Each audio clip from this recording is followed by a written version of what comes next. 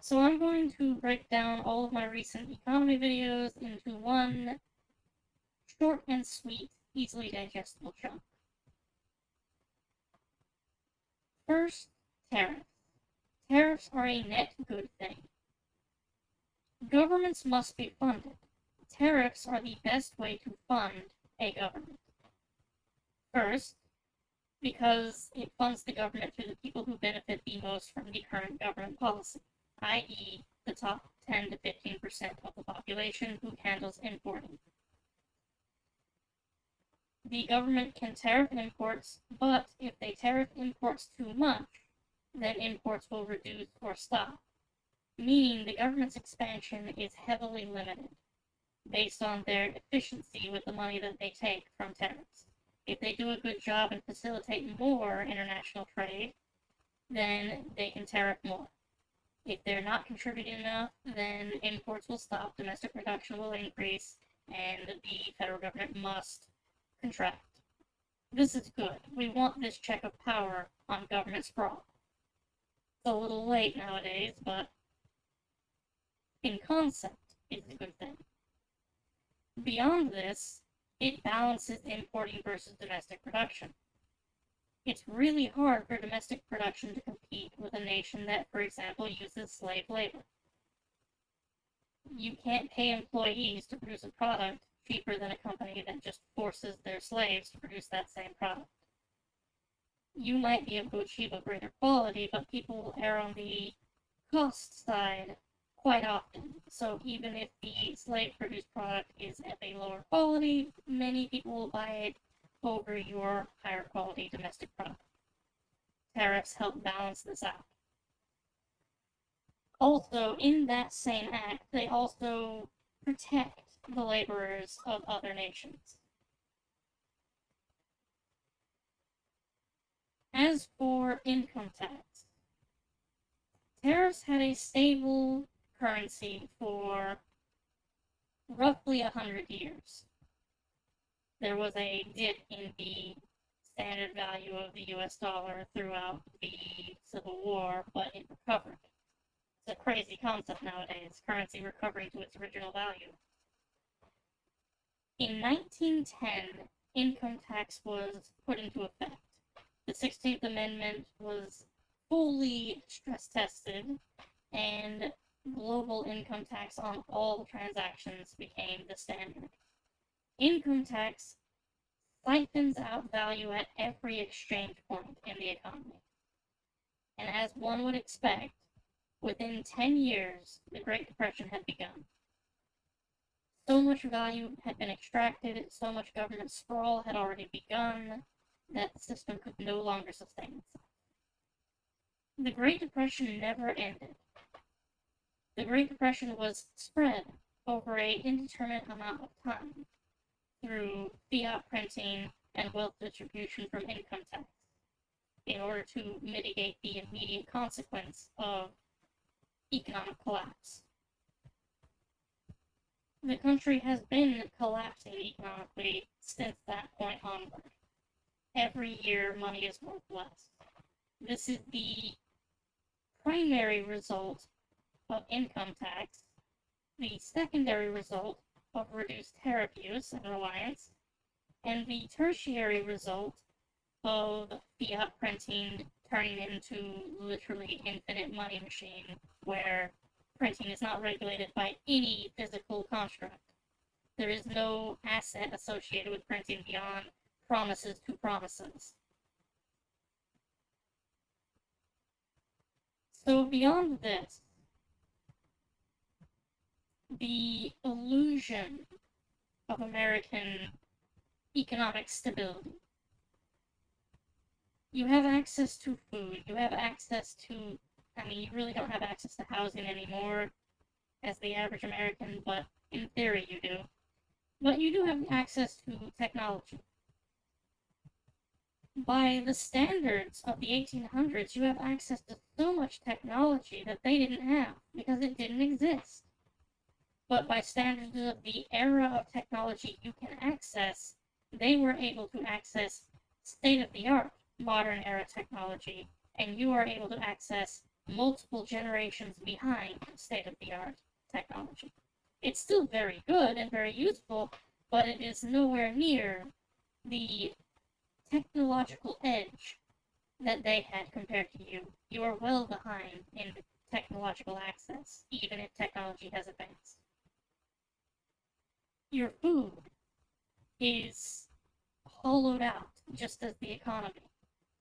Meats injected with water and salt so they will retain more moisture, but have no actual nutrition.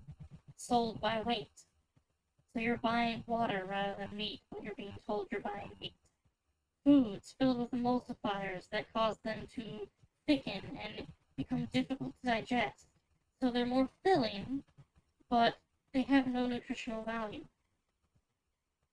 You eat more of the processed garbage to try to satiate yourself, but all you're getting is worthless carbs, excesses of worthless carbs. Your body is still slowly rotting to malnutrition while you are gaining massive amounts of body fat due to the high, low-value energy diet you have. These are not things of a prosperous nation. These are not things of an effective economy. These are life support tools on a dying economy. How do you fix this? It's actually quite simple. First, you impose strict tariffs on importing. You utilize this to bring back domestic production. As your domestic production is being revitalized and the tariffs are generating federal level funding, you also begin cutting income tax, which is going to drive down the inflation that the tariffs are driving up, neutralizing it to a degree. There's still going to be inflation, but it will eventually come back down, something that we have not seen in a very, very long time. As your domestic production comes back online, inflation will actually inverse, and the cost of goods will go down. However, the labor demand on the population will dramatically increase. The economy will shift from a 70% service industry, where you just watch other people work and tell them how to work harder most of the time, to a production industry, where you actually have to get your hands dirty and contribute to making things. Tech will still exist, coding will be one of those production industries, but only actual valuable coding. Code that helps improve factory management, that helps improve production quotas, not coding a website that helps someone else sell garbage to people. The easy aspects of life will become much more restricted. Here's the catch. Throughout all of this, you've erased and hopefully abolished and amended the Constitution to ensure that income tax will never return. You most likely will have transitioned to a currency that the people produce so that the state cannot single-handedly inject massive amounts of printed currency that will then devalue everything you have. And your economy will be self-sufficient. World trade will begin to open back up. It will still be open through this period, but it will begin to become more accessible to the average worker, as you are exporting goods that other nations desperately want because they are of high quality and plentiful, because you have a large labor force. But this is going to happen over hundreds of years, because the can has been kicked down the road for 100 years. The Great Depression has become even greater throughout this period. The life support has not made it more healthy, it has made it more deteriorated. More of the economy has crumbled. And you, the people, will have to rebuild all of that. And it is going to be hard. So people are facing a simple but difficult choice. Do they choose to walk the road through hell? A difficult climb back to stability for a future where their children might enjoy the American dream. Their life will get easier as they climb out of the pits of hell. But you cannot hope to see the true fruit from this tree that is being planted again, replanted, because of how long it will take for the American economy to return to its full economic power. You can't fast forward this. There is no shortcuts. The shortcuts all just require you to give more power to the state, which is what caused the problem in the first place. And the only thing the state can do is inject more life support. I don't think people are willing to make that sacrifice for the next generation. I think people will firmly opt to increase the life support so they can live a comfortable life. And if their children die, they die. If your children hit a full economic collapse where they can no longer feed themselves, well, then that was on them for not finding a way to increase the life support just a little bit longer. I believe that is the mentality most people have. I strongly disagree, but I also don't care. I understand the way these systems operate. History is fairly clear on this. Economics is much more simple than economic theory leads you to believe. Economic theory is based on sustaining this life support, not actually operating a successful economy. An economy, at the end of the day, is nothing more than a business, and people figured out how to run businesses millennia ago.